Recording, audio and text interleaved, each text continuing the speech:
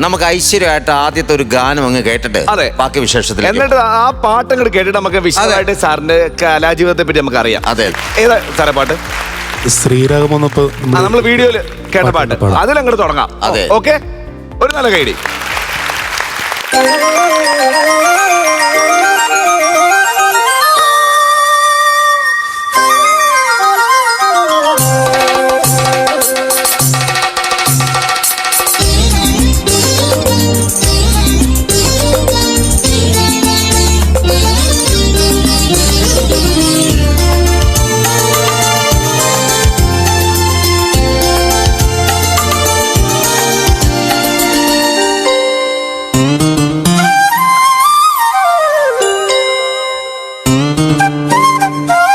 ശ്രീരാഗമോ തേടുന്നു നീ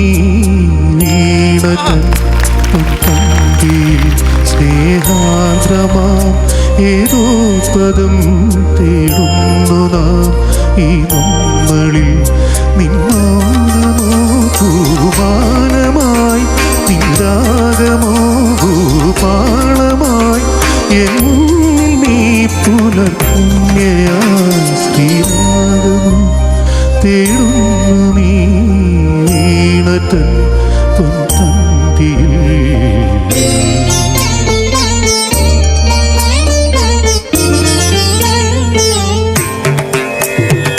ധനി ധപ മഗരി ഗമ പദനി സരി മഗരി സരി ധപ മഗരി ഗമ പദ സരി ഗമ സരി ഗമ പദന സരി ഗമ പദനി ധപ ധനി ഗരി നീ മഗരി സരി ഗമ ഗമ പദ അപദനി ഗരി നിധ സനി നിധ ധപ ഗരി നിധ സനി നിധ ധപ ഗരി നിധ സനി നിധ ധപ ഗരി സനി ധപ സരി ഗമ പരി ഗമ പദനി ഗരി സനി ധരി സ നിധ പ സനി ധപ ധ ഗമ പദ സ ഗമ പനി സ ഗമ പദന.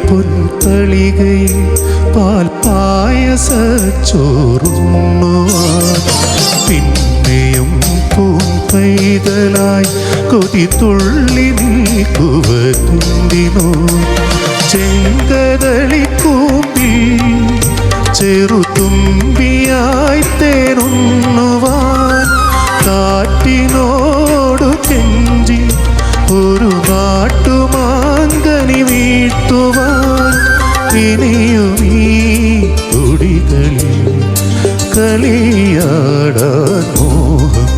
ശ്രീരാഗമോ തേടുന്നു നീ വീണതൻ പൊൻതന്തിയിൽ.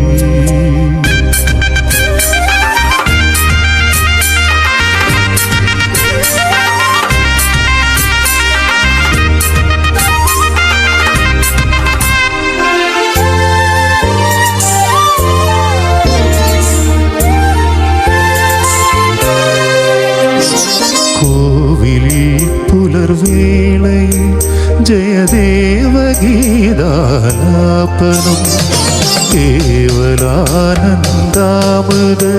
തിരയാഴി നീരാടി നാം പുത്തിലങ്ങിച്ചോട്ടിൽ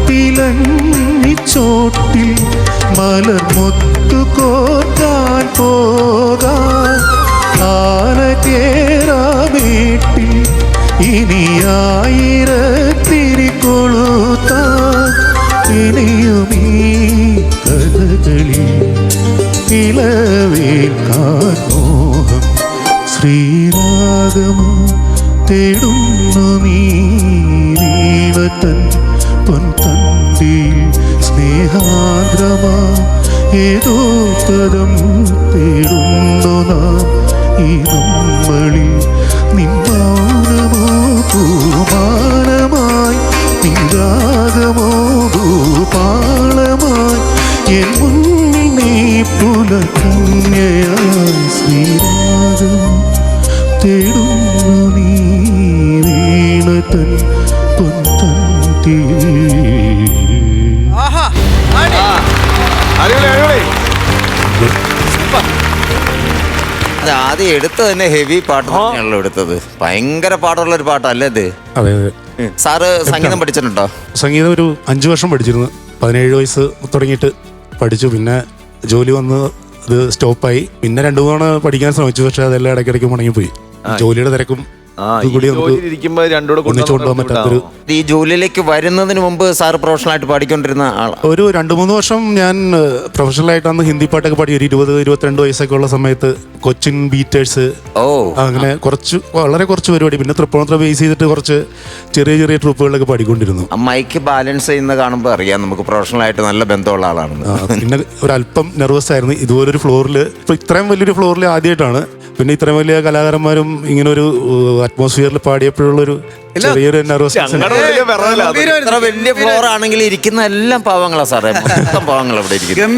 ഗംഭീരമായിട്ട് പാടി. നേരത്തെ പാട്ടാണെങ്കിൽ ഇപ്പൊ ഭയങ്കരമായിട്ട് വൈറലായി പാട്ട്. റീൽസിലൊക്കെ ഒരുപാട് അതെ യൂസ് ചെയ്യുന്ന പാട്ടായി ഭയങ്കര. കാരണം ഞാനിത് കേട്ട് ഞെട്ടിയിരിക്കുകയാണ്, അതൊന്നും മിണ്ടാതിരിക്കുന്നത്. ശരിക്കും പറഞ്ഞാല് ഒരു നല്ല ജുബയും ഒരു അസവും മുണ്ടൊക്കെ കൊടുത്ത് ഇദ്ദേഹം വന്നിരുന്നെങ്കിൽ ഗംഭീരമായി പോയനെ. അല്ല, ഇതാണ് എങ്ങനെ പാടുമ്പോ രസം. കാണാമല്ലോ.